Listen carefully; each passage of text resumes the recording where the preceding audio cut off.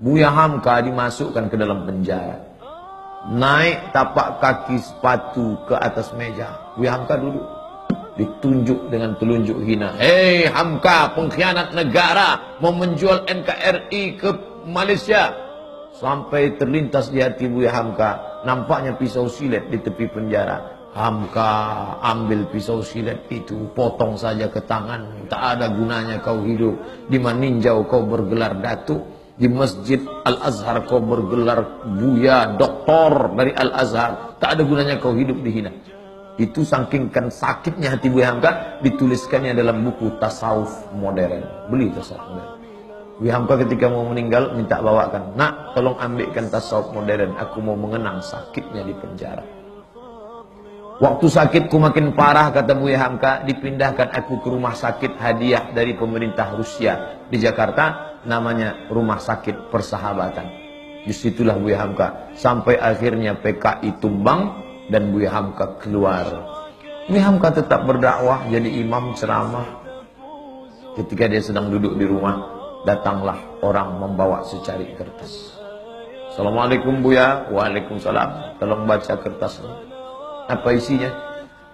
Kalau aku mati nanti, tolong yang menyolatkan jenazahku adalah Hamka. Yang menyiksa, yang memenjarakan Buya Hamka selama 4 tahun itu akhirnya mati. Saya waktu itu penasaran, mau tak Buya Hamka ini? Mau tak? Mau Buya Hamka. Di situ kesal saya tutup buku. Kok mau dia? Kok mau Buya Hamka? Andai saya lah itu disiksa orang saya, lalu datang utusannya, andai aku mati, tolong yang mengimamiku Ustadz Abdul Somad, cari Ustadz Abu. Aku tak mau, sampai mati takkan kusolatkan.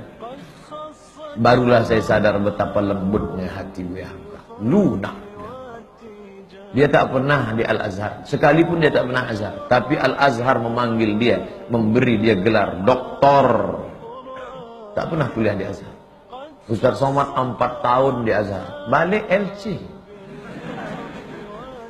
Sadar diri, aku tak selevel. Hamka luar biasa. Difitnah, bersebar info seluruh Indonesia bahwa Hamka plagiator. Novelnya itu katanya diambil dari Al-Manfaluti, sastrawan Mesir.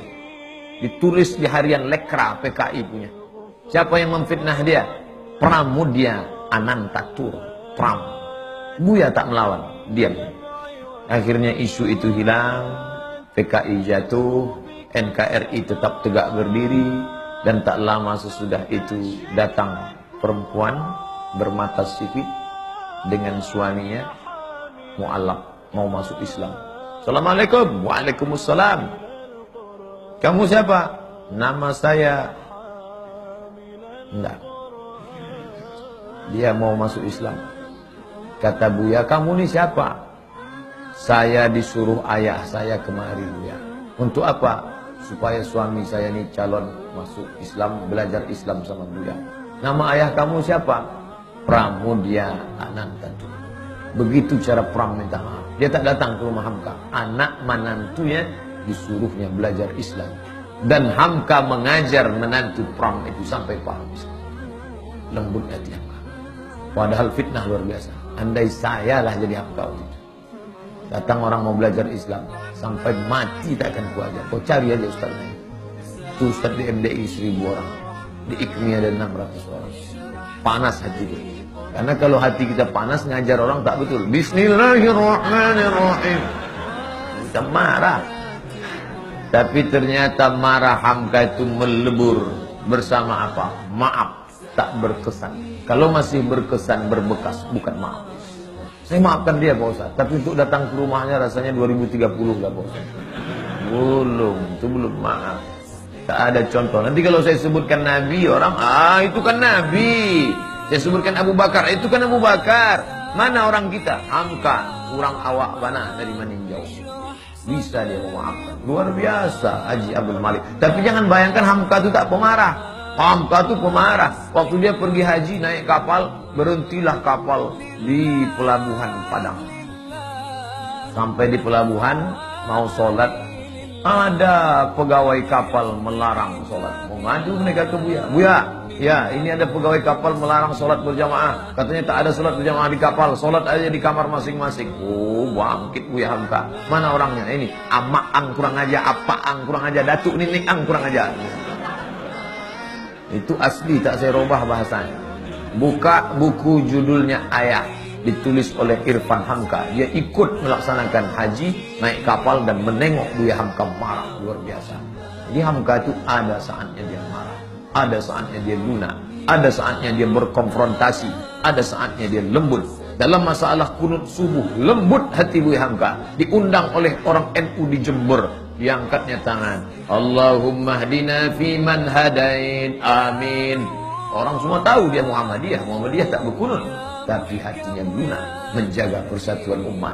Tapi ketika diajak dia oleh HMI, oleh Himpunan Mahasiswa Indonesia untuk menyambut Paus Paulus, tak mau. Ayolah Buya, kita tunjukkan bahwa kita ini welcome terhadap Paus. Tidak. Kenapa Buya tak mau? Bagaimana aku bersalaman dengan orang yang sudah mengkristenisasikan anak bangsa? Tak mau dia. Begitu juga dengan fatwa Natal bersama. Buang itu fatwa.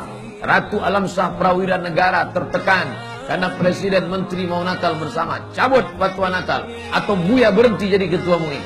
Lebih baik aku berhenti jadi ketua MUI daripada mencabut fatwa Natal bersama. Hamka keras berprinsip, tapi saat-saat memaafkan biar lunak.